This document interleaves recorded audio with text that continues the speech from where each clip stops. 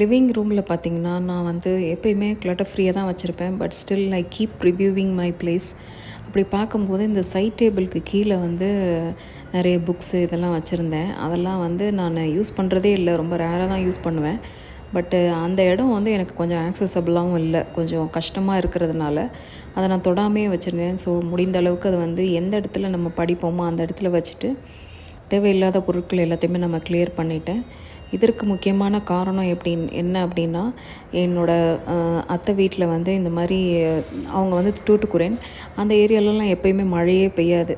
ஆனால் திடீர்னு வெள்ளம் வந்ததில் வந்து பார்த்திங்கன்னா, முக்கியமான பொருட்கள் எல்லாமே வீணாக போயிடுச்சு. எதிர்பாராத வெள்ளம் வந்து ஒரு பெரிய சேதத்தை ஏற்படுத்துச்சு. அதனால் எப்பயுமே நம்ம வீட்டை வந்து அலர்ட்டாகவும் கிளட்டர் ஃப்ரீயாகவும் க்ளீனாகவும் மினிமலிஸ்டிக்காகவும் வச்சுருந்தோம் அப்படின்னா எந்த ஒரு பொருட்சேதமும் நம்மளை பாதிக்காமல் இருக்கிறதுக்கு கண்டிப்பாக இந்த டிப்ஸு உங்களுக்கு யூஸ்ஃபுல்லாக இருக்கும்.